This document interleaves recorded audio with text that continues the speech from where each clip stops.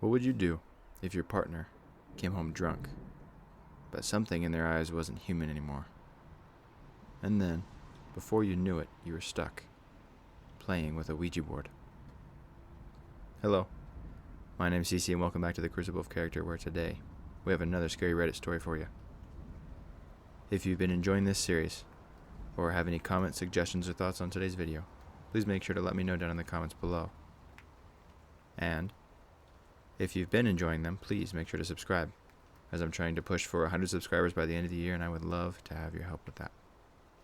I have some big goals in the works, and I want to start live streaming, but I want to hit 50 subscribers first, so that I know that I have a little bit of support for it. Without further ado, today's story is entitled, "My Husband Brought a Ouija Board Home. It Changed Our Lives Forever." And it was posted to the r/no sleep subreddit by Horror Junkie 123. And it starts like this. My husband, Connor, and I have always been huge horror aficionados. Ever since I was a child, I've been a huge fan of the gruesome and the macabre. Almost anything goes. Almost. Connor knows that I have only one rule when it comes to Halloween. No clowns. And absolutely no Ouija boards. Not in the house, not in the yard, not in the forest behind our home. But apparently, even though I have been drilling it into him since we started dating, that was too difficult for him to understand. "Hey babe, I'm home," Connor said, tossing his keys into the bowl by the door. "Welcome back," I replied from my place on the couch. "So you'll never guess what I won as a prize at work today," he said as he rounded the corner. My heart dropped the second he came into view. "No, get it out of my house," I snapped, pointing to the door. Connor's expression dropped, the Ouija board falling to his side. "But I thought it'd be fun. Just this once." I made eye contact with him, a raging fire in my eyes. "Connor, you know how I feel about Ouija boards. I had a traumatic experience when I was a kid. Now please do as I ask and get it out of the house. I don't want that thing anywhere near me." Connor sighed. "Fine. You win. It's going back in my truck," he said, disappearing from view. I picked up my wine glass and took a large swig. I love that man, but he really knows how to push my buttons. We both had off to work the next day. We were each hanging out with separate friend groups, so I didn't know what he was up to. I trusted him. Part of me wishes I hadn't. His poor decisions that night changed our lives forever. When Connor got home, it was nearly 3 in the morning. The kids had spent the night at their grandparents' house, so it was just the two of us. I thought that maybe after Connor tumbled into bed, we might have a little bit of time to ourselves. I was dead wrong. I was already lying down by the time Connor walked through the door. I had been snuggled under the covers with the lights off, doom scrolling on Instagram and waiting to make sure that he made it home safely. I listened as the front door opened and shut. Then, I heard the faint creak of the stairs. It sounded like he was trying to be quiet, which I appreciated. He was being considerate because I might be asleep. Now, I know that wasn't the reason. The footsteps stopped just outside the room. I heard shuffling, as if someone was pacing back and forth. I kept expecting the door to open and for my husband to be standing there, a big, goofy grin plastered across his face. But that didn't happen. I wanted to yell out to him, or turn on the bedside lamp, but it felt wrong. I couldn't shake the feeling that if I took my eyes off the door for even a second, something bad was going to happen. I don't know how long I sat there in the dark, illuminated by nothing but my phone screen. Then, just as I thought my heart might explode from anticipation, it happened. The doorknob started to turn. The door creaked open, and I could make out the silhouette of my husband standing in the entryway. He didn't say a word to me. He bolted over to the bed, kicked off his shoes, and threw himself beneath the covers, facing the wall. I was stunned. It had all happened so fast. "Honey, is everything okay?" He didn't answer. He just nodded his head. I couldn't shake that feeling that something was deeply wrong.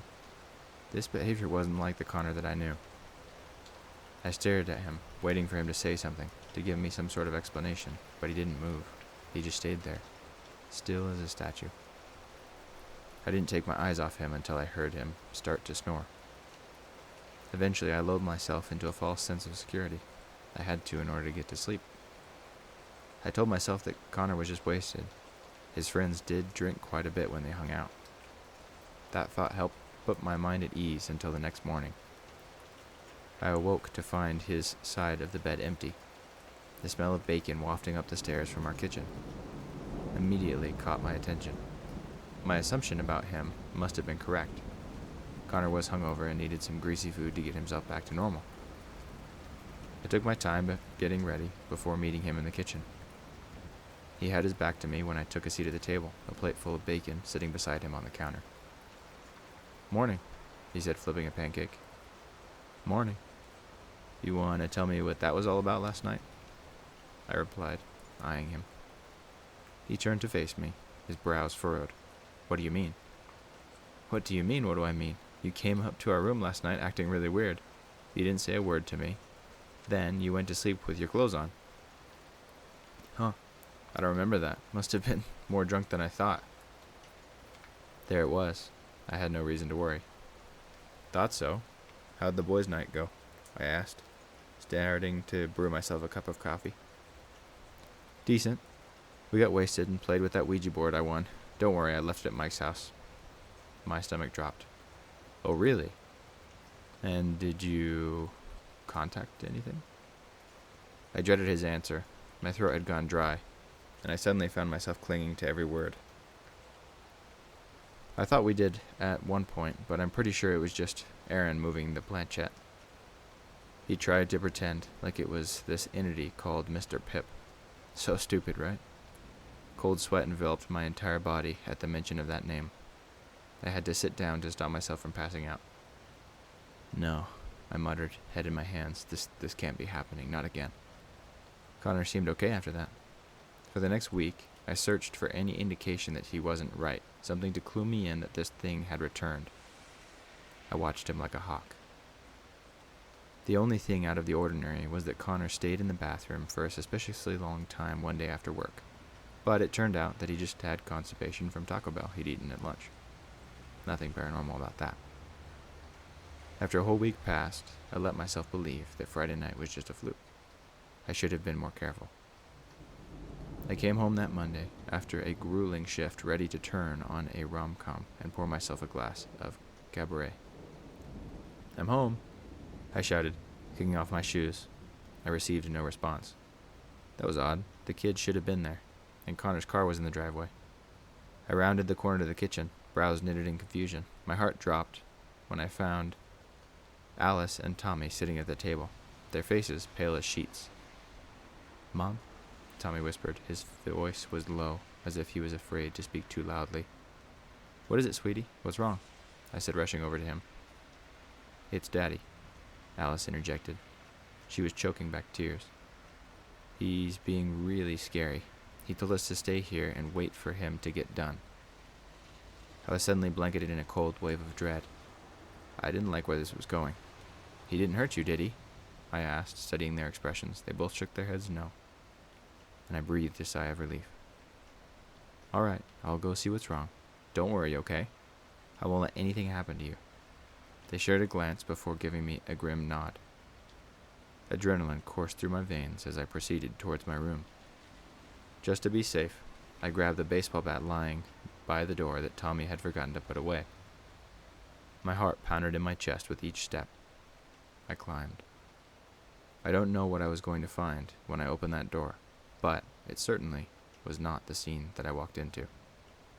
I eventually reached the top landing and stood outside my bedroom. I pressed my ear to the door and listened, but I couldn't hear anything. "Come on, Hannah. Just get it over with. It'll all be over soon." I mustered up every ounce of courage I had, and I burst into the room. I was shocked at what I saw. My husband stood in the front of the vanity mirror. He was applying a fresh layer of makeup, clown makeup.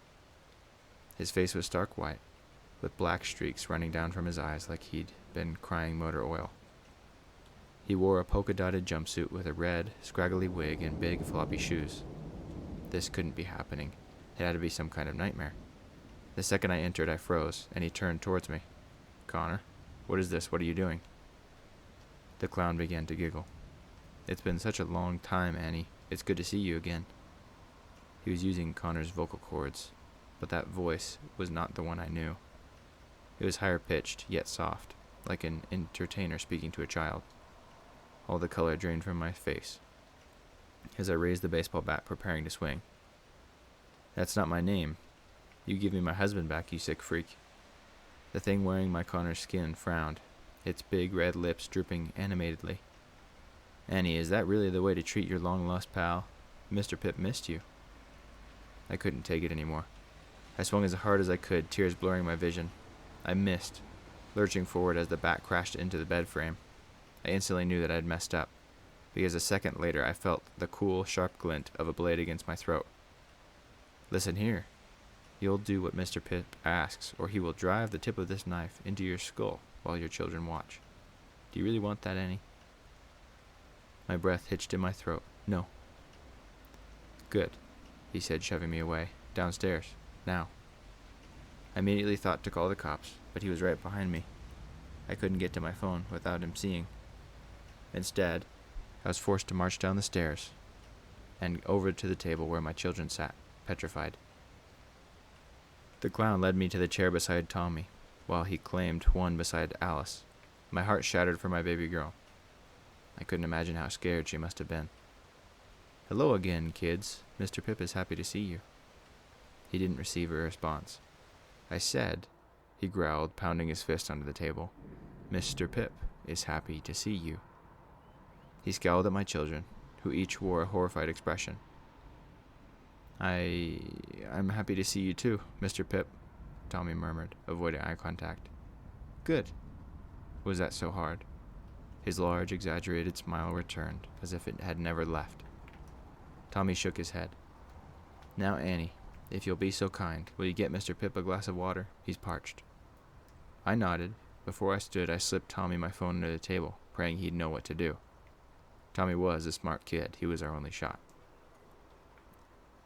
"Did your children know that your mommy and Mr. Pip were on television together?" Annie was the star of the show. Though I wanted to scream with every fiber of my being, I didn't utter a peep.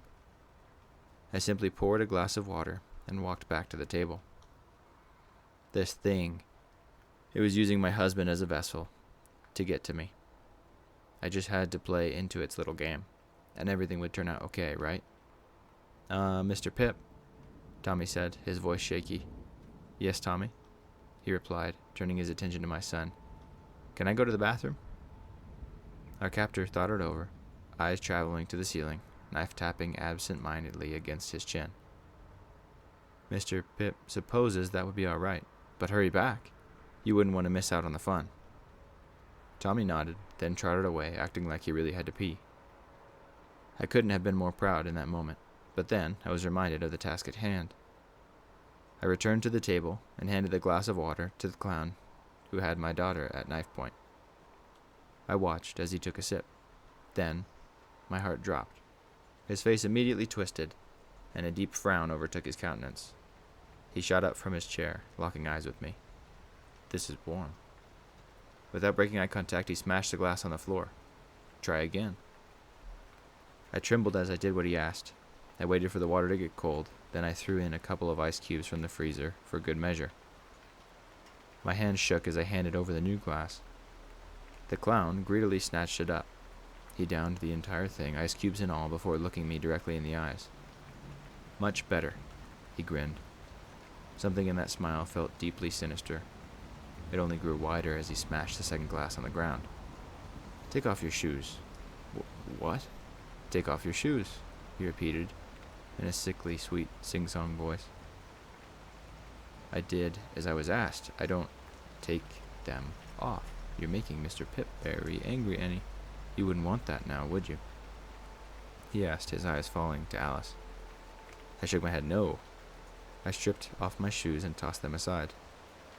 Socks too. I could feel the blood pounding in my ears as I obeyed his commands. "Now walk," he said, pointing to the room over. the twisted grin so wide that his face paint was cracking. "Please don't make me do this," I said, tears welling in my eyes. "Don't make Mr. Pip repeat himself. Walk." I glanced at him, through the tears, blurring my vision. He was standing behind Alice's chair now, knife on full display. I had to do this. I couldn't let him hurt my daughter.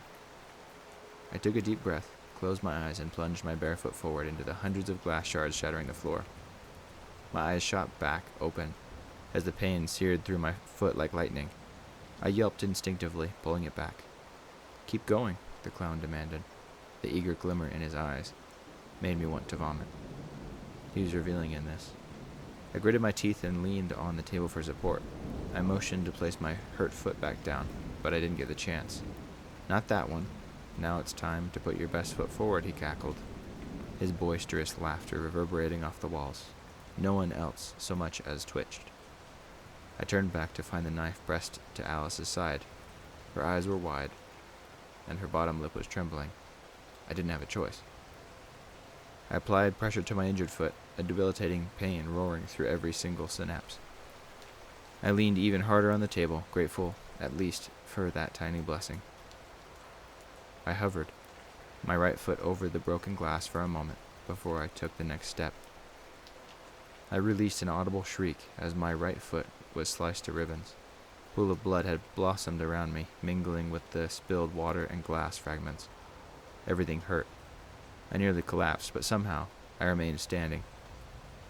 I glared back at the sadistic clown holding a knife to my daughter's neck. "Very good, Annie." I hated that voice. I hated him. But that phrase, as much as I loathed it, gave me a little sense of comfort. Maybe he was satisfied. Maybe. That was it. "Now do it again." A cold dread swallowed me like a python. This couldn't be happening. "What?" "You heard me," Mr. Pip said. "Do it again." Stars swam in my vision as I glanced back at the mess on the floor. I was losing quite a bit of blood. I didn't know how much more I could take. I turned wincing as the glass shards shifted beneath my flesh, and I prepared to follow his command. The pain was so immobilizing that I felt like I was going to pass out. I lifted my left foot, droplets of blood falling to the ground. I squeezed my eyes shut. "Police, drop your weapon." That sound was music to my ears. I looked at the thing in my husband's body. His smile had melted into a deep frown, but we were having so much fun. "Oh well, goodbye, Annie, for now." I watched as the menacing glint left his eyes. His demeanor changed in an instant. The clown blinked a couple times, and his eyes fell to the knife. He seemed shocked to be holding it. He let it slip to the floor as the officers moved in. "Hannah, what's going on? Why is there so much blood on the floor? Why am I wearing this?" A new kind of horror struck me in that moment. My Connor was back. The sweet, loving husband and father that I knew. And he was being led away in cuffs. It's been 2 months since Connor's arrest, and I'm still having trouble processing what happened. It took me a long time to heal from my injuries. I needed stitches, and I had to stay off my feet for weeks. The kids haven't had any interest in visiting their father while he's been detained. I don't blame them either. His decision to use that Ouija board opened a wound that we can never close. The trauma inflicted that day will last a lifetime. Even so, I know that my husband isn't the bad guy. He's a victim too. Oh, how I wish I could just make it all of this go away. I want to go back to the beginning, to being that big, happy family again. But I know that we can't do that, and I have a feeling that as bad as things are now, they're just going to get worse, because I can't shake the last thing that clown told me from my head. Goodbye, Annie. For now. The end. What a good story. I think, first off, I would love to say that this woman is super awesome. I think that she is super emotionally intelligent. I think for her to have communicated this kind of phobia that she has for clowns and for Ouija boards to be great. I think a lot of people are almost scared or anxious about sharing their things like this with others, because if you've been so scarred by something to kind of develop a phobia, it can be kind of anxious to bring it up. And so I really appreciate that she was willing to do that, as well as be so patient when the husband brought that in the first place. I think that that's just another show of character right there. I think that's a great thing that we can learn from this story. Now, different things that we could have done. One, wife could have told the husband, no, don't just put it in the car. Don't ever, touch it again. We're going to burn it right now. And two, I think when she heard the same clown's voice, or the same clown's name, at least, the husband mentioned, when he said, oh yeah, we went over and played the game at the boy's house, and blah, blah, blah, blah, blah, Mr. Pip, I think she should have tried to do some kind of intervention. Now, me personally, I believe in all this stuff. I believe there are demons out there and evil spirits and things that will latch onto you. I've seen it. I'm not just talking about in YouTube videos. I have seen it firsthand. I've seen how awful that can make someone's life. I've seen the lives of people around these people. But that's a story for another time. Those are stories for another time. With that being said, I don't know where this lady's faith is, but the existence of demons and things kind of implies the existence of a lot of other things. So, depending on where you lie and all that, depends on, I guess, what you would want to do to get rid of this from your husband. Now, again, if we would have changed some things earlier on, would the husband have been possessed? No. But, what could you do now? Well, you go find a priest and have it exorcised. You could pray. You could do a lot of things depending on what your faith is. Now, I think that there are a lot of evil spirits out there. And I think if you don't give them any energy, and if you don't try and invite them into you, and if you don't let them have any control, you are pretty well safe from them. Now, with that being said, if there is someone with an evil spirit, and they are too close to you, that evil spirit can obtain a hold on you as well. So you have to be very careful about the people that you associate with. I know people who live their lives very well for all of their life, and yet they were around a person who was possessed and just made physical contact with them, and then they themselves became possessed because the demon wanted the good person more. That's really scary. So basically, be careful. And if you are to believe in these things, I'd say make a plan. Now, to wrap this all up, the lesson that I think we can learn from this story is, one, be patient. Be patient with the ones you love. There is definitely a line between being patient and having kind of a deadline and saying, you know what, no, I'm not going to stand for this. There's being patient is one thing, but I need to stand up for myself. I think being patient is a very respectable virtue or attribute that we can have. But I think another lesson that we can learn from this is learning how to share our weaknesses with those who we love. So not only being patient with them, but trusting them. Loving them enough to say, this is where I'm weak, and I understand that you're strong in these areas, and together we can do it. We can do all the things, because together, I think it is innately human to think that we can do everything on our own.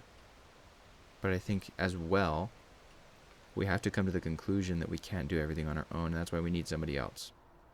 I think that's why marriage is super important, or being with someone. Because truly, we're each kind of a half to a circle. We're each a half to a whole.